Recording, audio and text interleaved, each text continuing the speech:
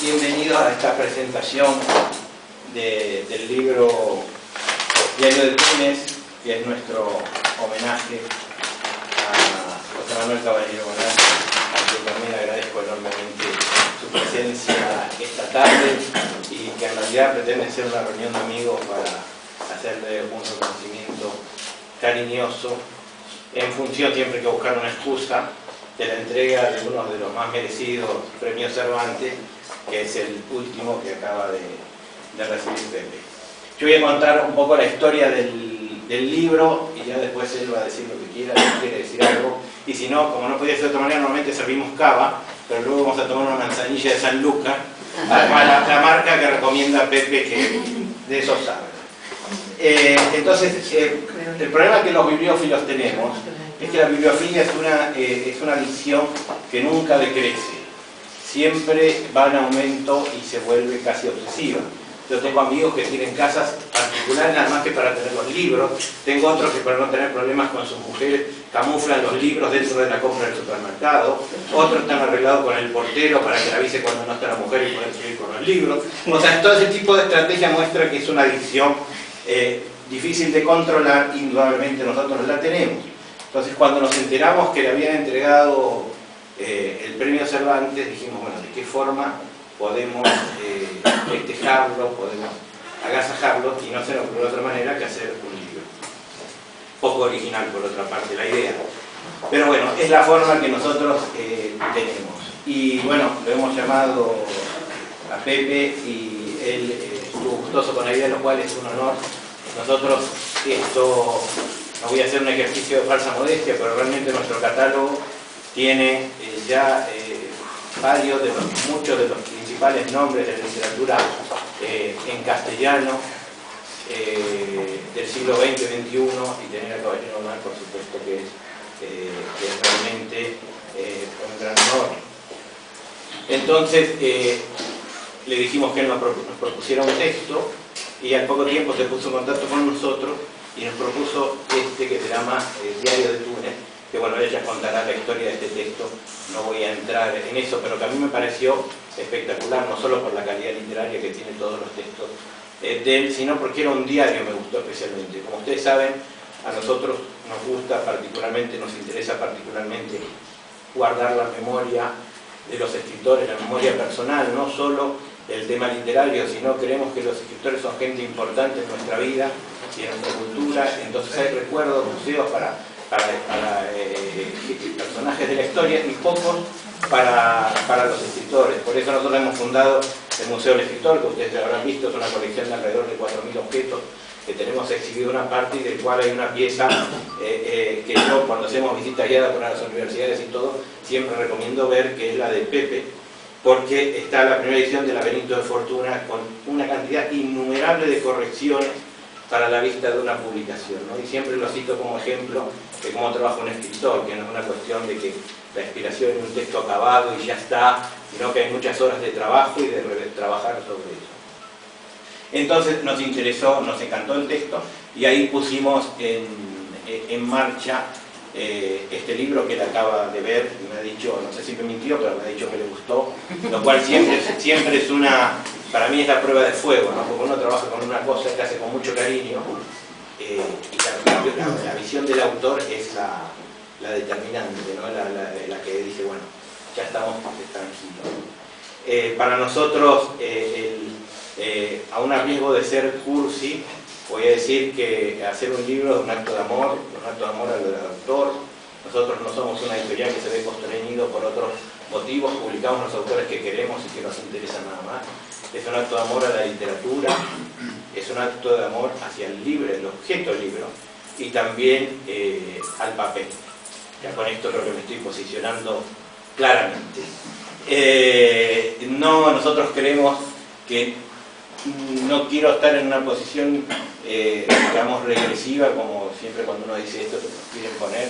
O sea, yo aprovecho las ventajas de la tecnología, la maquetación está hecha por vías digitales, la impresión de las fotografías también.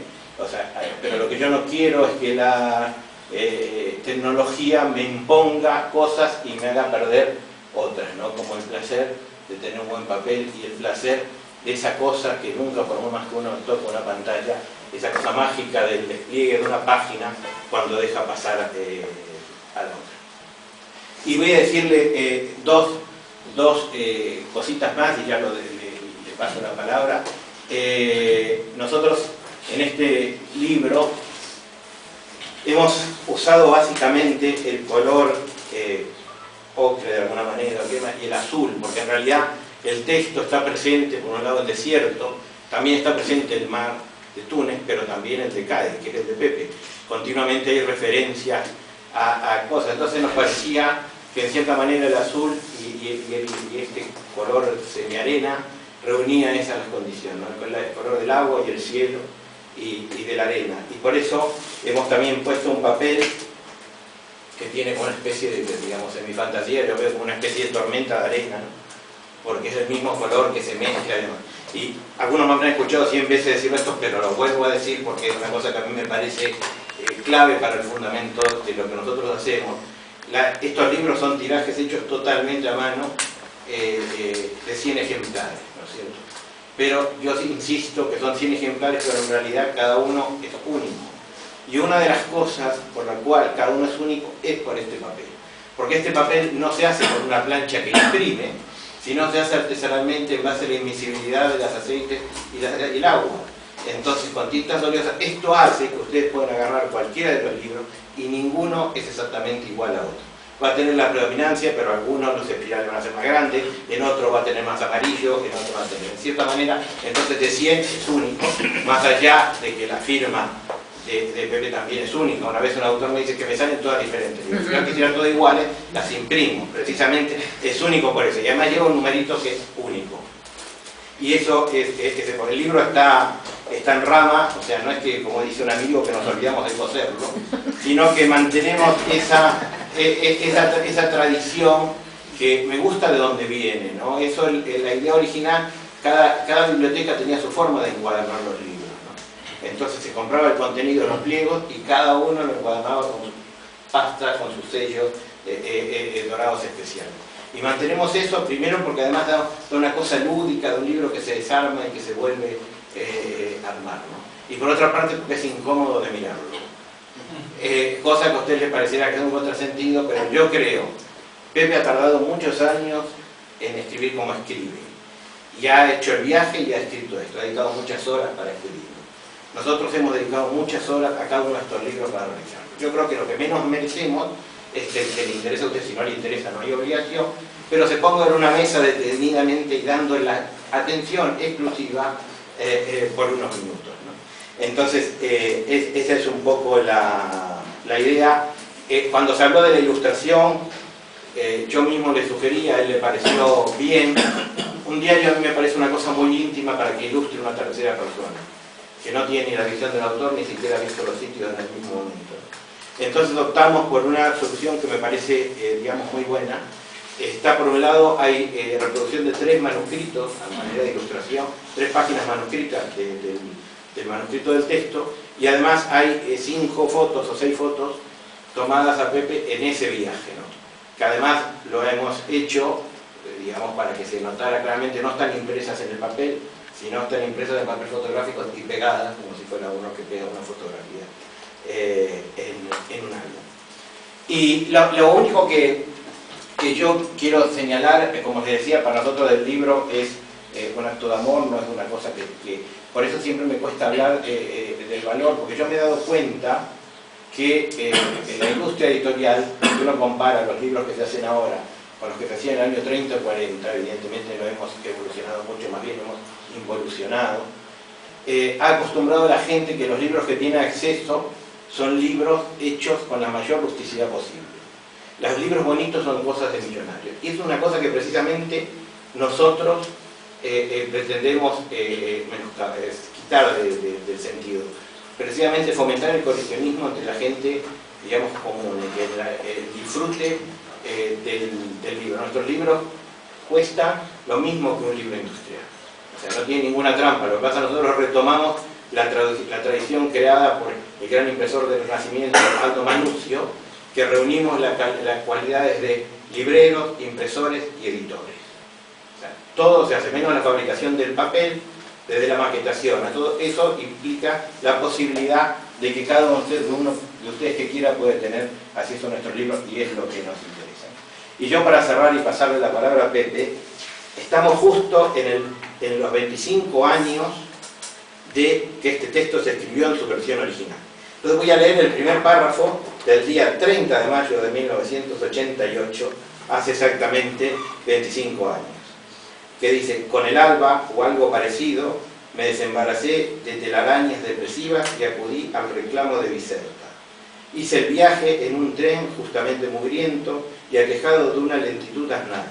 Empleó algo más de 2 horas en cubrir unos 60 kilómetros.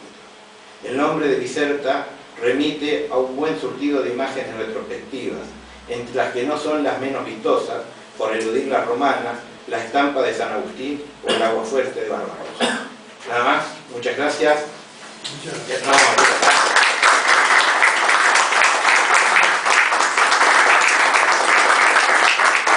El aplauso para ti, que sos... Muchas gracias por esas palabras tan generosas y afectuosas, y muchas gracias sobre todo por esta edición.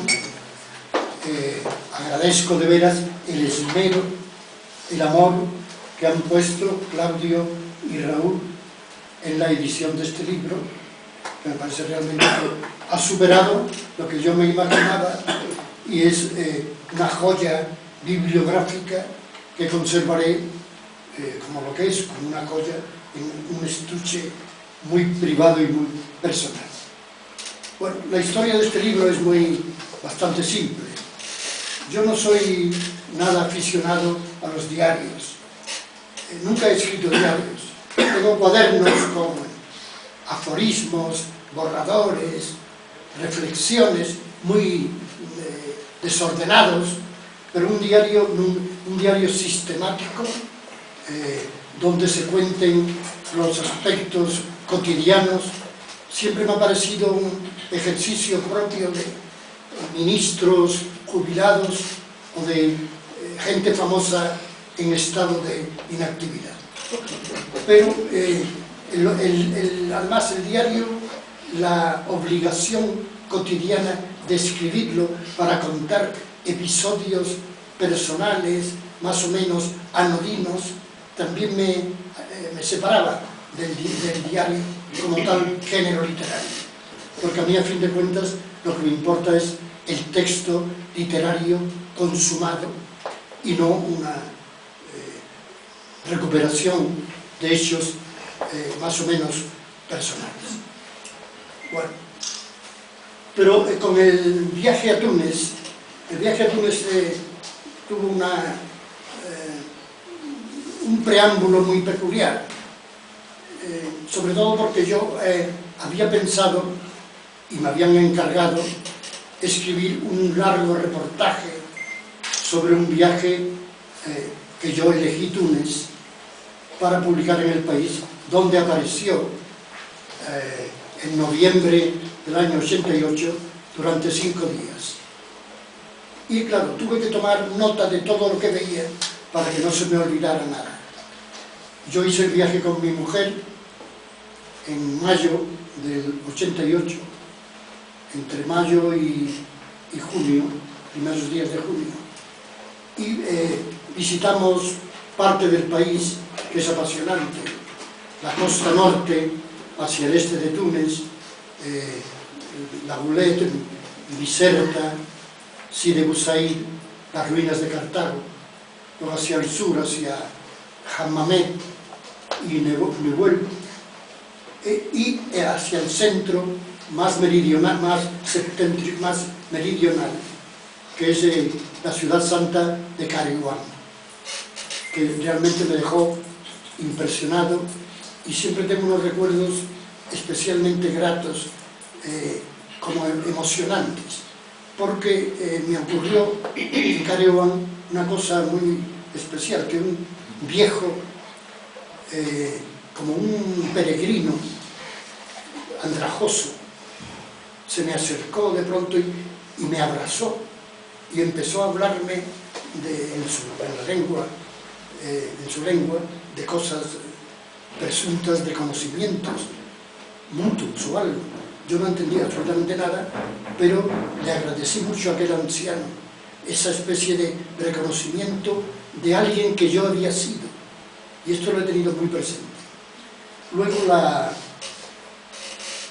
primera redacción de este diario fue como digo, un texto que se tituló Túnez, luna menguante, que apareció en El País, y en esta edición recupero el texto original, el diario, incluyendo reflexiones que no aparecían en el texto publicado, y luego una reflexión larga sobre el desierto que se me ocurrió ya asomándome al Sáhara por la parte del sur de Túnez, y que yo conocía de otras aproximaciones.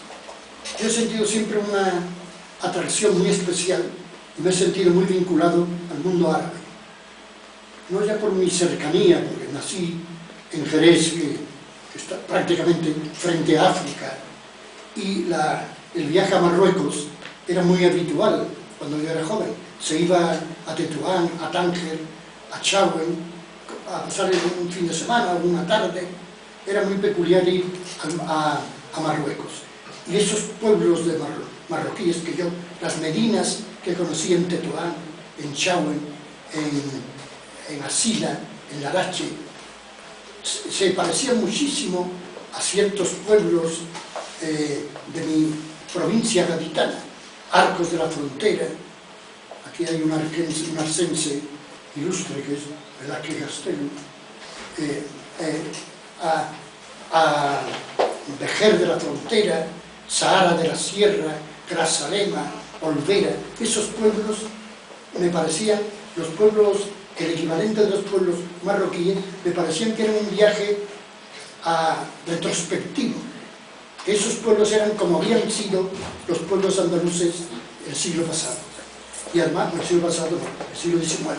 Y además, el olor, el sabor, las calidades paisajísticas, el trazado urbano, eran muy parecidos.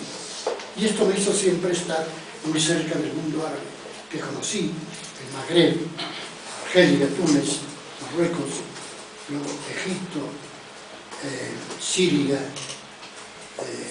Irak, el Yemen, y poco a poco me fui aficionando al mundo árabe, de forma que llegué a tener una relación muy íntima con esa cultura que de alguna forma formaba parte de mi propia personalidad.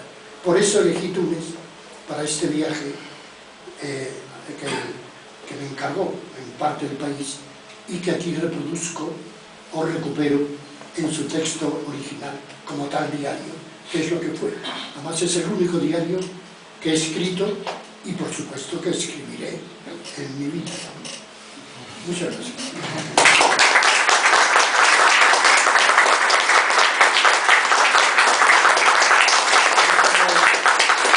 Como Mario Musnik, que escribe diarios y memorias constantemente. Y que sigue. ¿Alguien quiere hacer una pregunta antes que sigamos conversando de manera informal con la manzanilla que ya está prometida, no me olvido? Bueno, más que un diario, ¿no? José, más que un diario es más reflexiones, ¿no? Por lo que dices con tu encuentro, ¿no?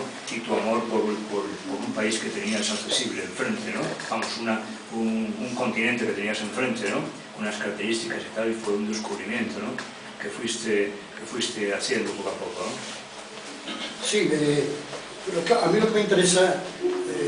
sabes que yo soy vilés, como bien sabes que soy vilés, a mí me pasó igual con Portugal, ¿no? Sí, sí. Pero digamos, cuaderno de viaje, no es que yo cuente, que también lo hago por el destino que tenía el texto, ¿no? Evoco y describo aspectos físicos de la historia de Túnez, o del paisaje, etc. Pero sobre todo lo que a mí me interesaba era hacer un texto literario, ya lo he dicho, ¿no?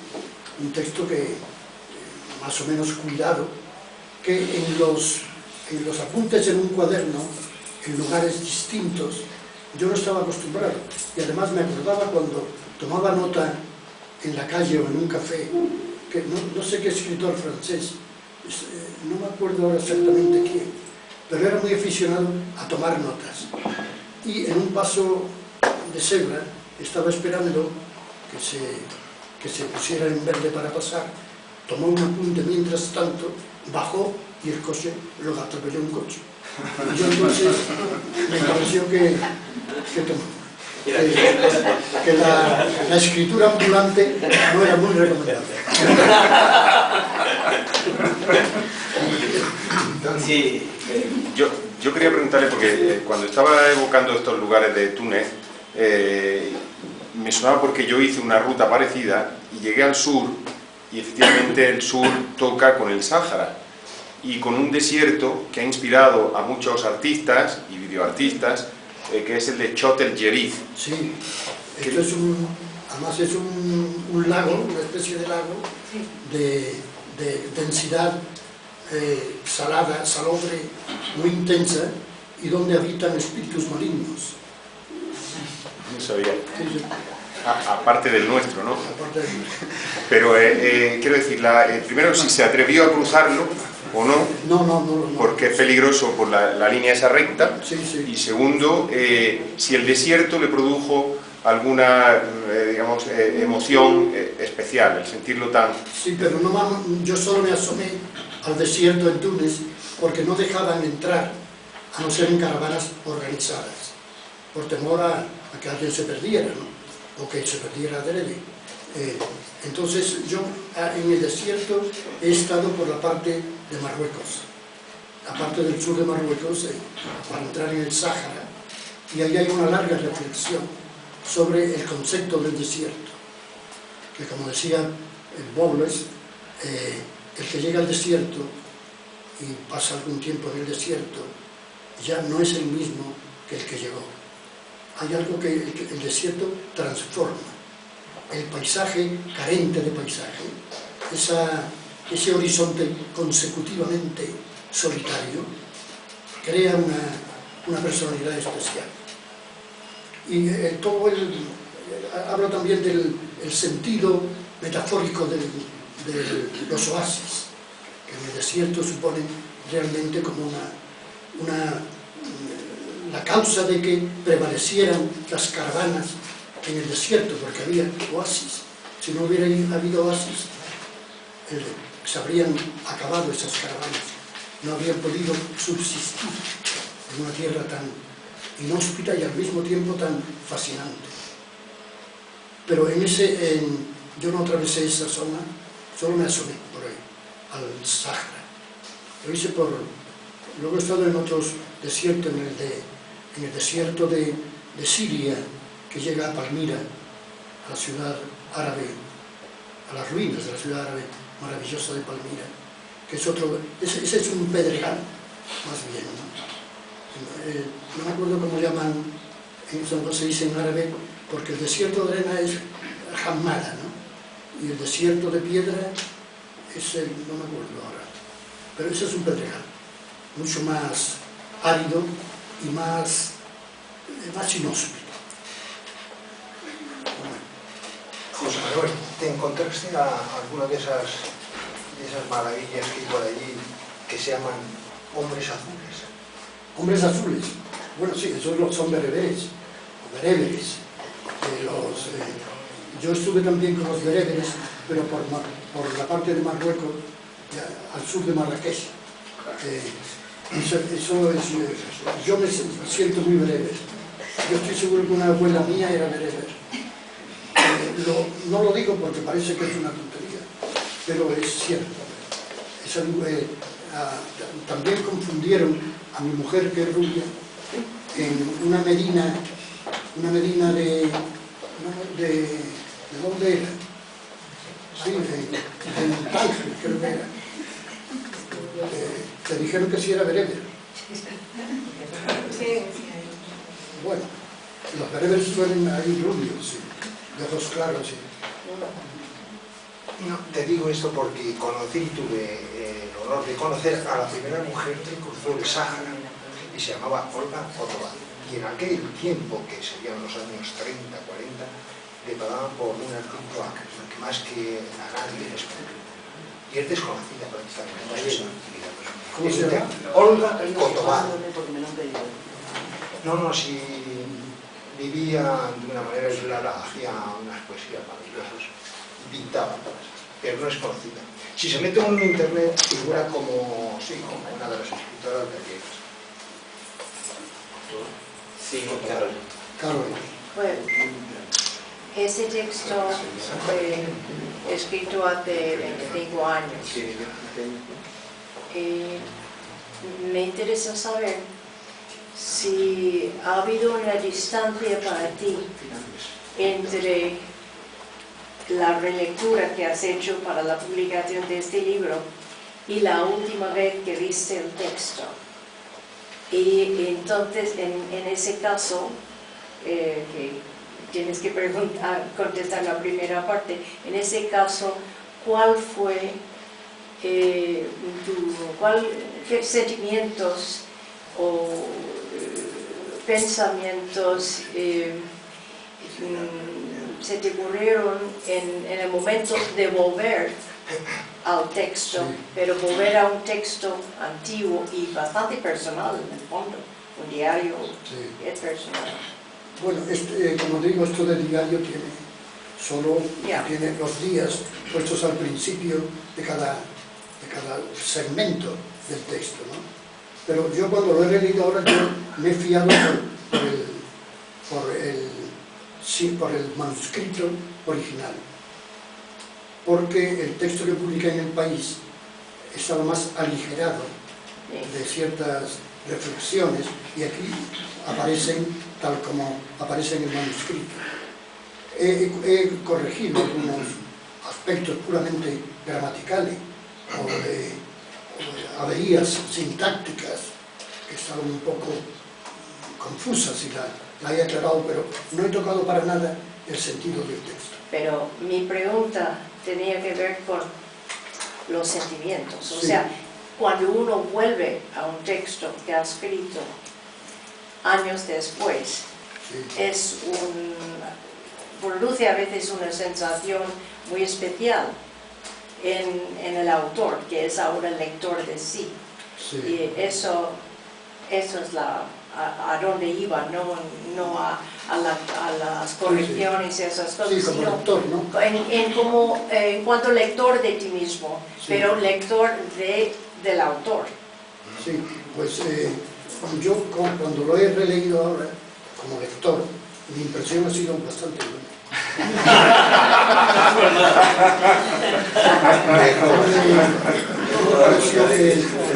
Me pareció que estaba bien escrito y que ya hace 25 años pues había aprendido el oficio.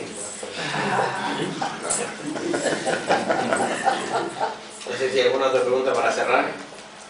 Bueno, si no, lo que vamos a hacer como regalo final es un amigo, Ángel Marco Jiménez, que ha sido locutor de Radio Nacional durante décadas y que ha ganado el Premio Rey de España al Mejor Programa Cultural y ha sido doctor, nos va a leer, ahora que estamos hablando de atrás, un poema de Caballero Bonal, pero temprano, del año 59.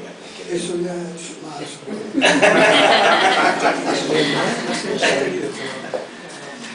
En el año 68, el bardo publicó la antología de nueva poesía española de Bayón. Para la gente de mi generación, que entonces teníamos 20 y pocos años, fue algo realmente maravilloso. El 27 nos quedaba demasiado oculto. Éramos personas sin preparación, vivíamos en provincias, conocíamos como mucho a José Hierro, a los dos vasquitos, a Gabriel Zelaya y Blas Otero. Y nosotros lo que habíamos experimentado en teatro, en música, en pintura, todavía no lo habíamos experimentado en nuestra propia poesía. Necesitábamos que alguien nos abriera caminos. Y fijaros cómo está el libro, fue el libro de Mesilla, creo que de mucha gente de mi generación, y para nosotros fue el saber que había caminos por los que podíamos discurrir. Por tanto, en homenaje a este magisterio, voy a leer de Las horas muertas, Mañana me decía. Permiso. No podía ser niño en el pupitre inhóspito. Llamaba a alguien. Me miraba las manos. Iba parpadeantemente enajenando las letras y los números. Hendía el sustantivo mapa carcelario. Mañana, me decían. Pero la deserción del tiempo, aquel estado limítrofe del mundo, aquella disciplinaria petición del ocio, me cerraban los ojos para nunca. Madre mía, ¿dónde estaré mañana? ¿Qué será de mi sueño? ¿Entre qué cuatro paredes áridas irá mi libertad entumeciéndose? Los cautelosos plátanos, la inmóvil vendedora de estampas, el guardián de los jueves, la flora combativa como emblema, ¿siguen siendo mañana? O juntos ayer entre cadenas frágiles, códice de los sueños tempranos, cuando los taínos esquejes de mi miedo retoñaban de luz, chorro feliz de las aceñas clandestinas, calle del Láudano que abría sus enervantes puertas de cadáveres contra el mundo primero. ¿Qué me querías tú, luna lluviosa, horaria piedra de la tarde, atroz círculo lívido del tiempo? ¿Qué me querías? Dime. Mísera prefectura en los libros desérticos, tapial de coros y de láminas, despertinas maderas de vigilancia y de oración. No podía ser niño entre los ágaves hostiles, entre el terco desdén de las empalizadas, junto al silbo imperioso, bajo el látigo del corazón y de las letanías. Mañana, me gritaban, pero ¿dónde estaré mañana, madre mía?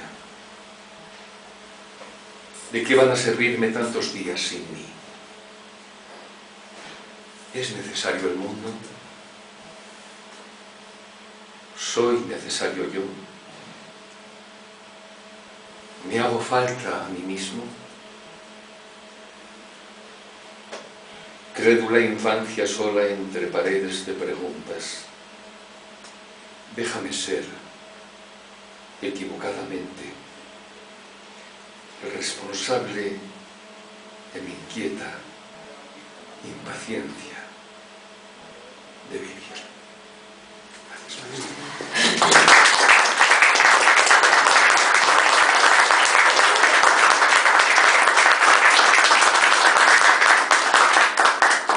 Muchas gracias, lo ha mejorado.